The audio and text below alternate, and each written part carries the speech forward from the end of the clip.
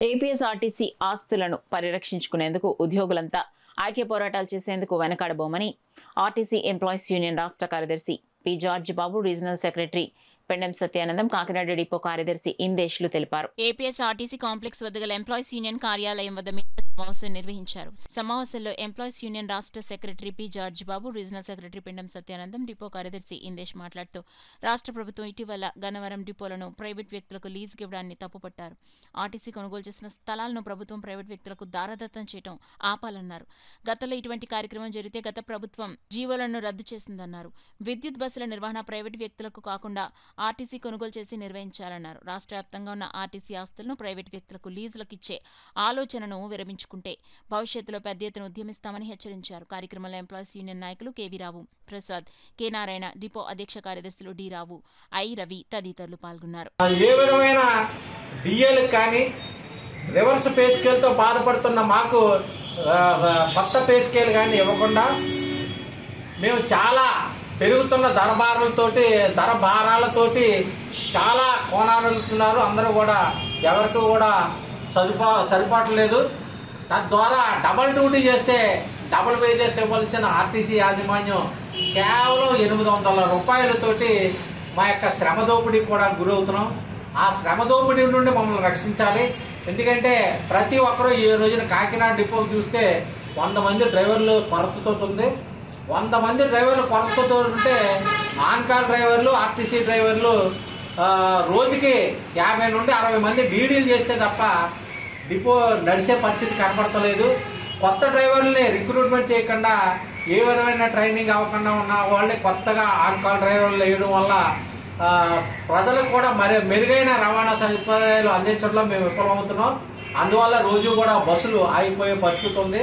కాబట్టి ఆర్టీసీ ఉద్యోగుల శ్రమ దోపిడీ నుండి ప్రభుత్వం అరికట్టి మాకు రావాల్సిన 4 డిఏలు ఇచ్చి కొత్త వేతన సవరణ చేసి మా యొక్క జీవన వృత్తిని మెరుగుపరిచేలాగా ప్రభుత్వం చర్యలు తీసుకోవాలని, ప్రభుత్వం ఇచ్చిన లూలు సంస్థకి ఇచ్చిన జీవో నెంబర్ 137ని తక్షణం రద్దు చేసి అది ప్రజా ప్రయోజనాలను కాపాడాలని కోరుకోవాలని ఈ యొక్క పత్రికా విలేకరుల, print media and electronic media ద్వారా ప్రభుత్వానికి మా ఆవేదనను తెలియజేస్తాం. అంతటి విలువైన స్థలాన్ని గవర్నమెంట్ కేటాయిస్తున్నాం, అంతర్యం గవర్నమెంట్ గా తెలియాలని మేము అనుకుంటున్నాం. ఎందుకంటే మేము గవర్నమెంట్ వ్యతిరేకంగా అయితే మేము చెప్పట్లేదు, కేవలం మీరు చేసేది తప్పని చెప్తున్నాం. ఎందుకంటే ఆర్టీసీ రేపు 15వ తారీఖు ఫీజు కడుతుంది. దానికి సంబంధించి బస్ షెల్టర్లని ఇవన్నీ కేటాయించడానికి స్థలాలు ఇచ్చి మీరు అభివృద్ధి చేసి ప్రయాణికులు మెరుగైన సేవలు చేయాలంటే సంతోషిస్తాం. మేము అవి మానేసి ప్రైవేట్ వ్యక్తులు దారాదత్తం చేయడం చాలా వరకు సమంజసం కాదు. ఇదే స్థలాన్ని గతంలో ఇచ్చినప్పుడు తర్వాత వచ్చిన ప్రభుత్వం రద్దు చేసింది. మళ్ళీ ఇప్పుడు మరి వీళ్ళు ఇవ్వడంలో చాలా తప్పని చెప్పి తెలియజేస్తున్నాం. దీన్ని విరమించకపోతే రాష్ట్ర వ్యాప్తంగా మా రాష్ట్ర కమిటీ ఇచ్చే ఏ పిలుపుకైనా మేము సిద్ధంగా ఉన్నామని తెలియజేస్తూ, ఏ కార్యక్రమాన్ని చేసి ఏదైతే ప్రభుత్వం జీవో ఇచ్చిందో 137 తక్షణమే రద్దు చేయాలని చెప్పేసి ఈ సమావేశపూర్వకంగా తెలియజేస్తున్నాం. రద్దు చేయకపోతే ఎంత తీవ్ర పోరాటాలకైనా సరే మేము సిద్ధంగా ఉన్నామని తెలియజేస్తున్నాం.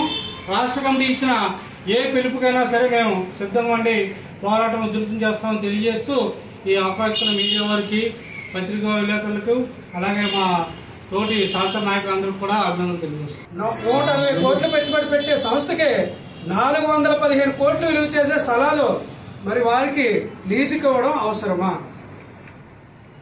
వాళ్ళ ప్రభుత్వం మరి అభివృద్ధి చేయాలనుకుంటే మరి ఊరి చివర చాలా తక్కువకు వస్తాయి, స్థలాలు కూడా రేటు తక్కువ ఉంటాయి. అక్కడ ఇస్తే అక్కడ డెవలప్మెంట్ అయ్యే పరిస్థితి ఉంటుంది.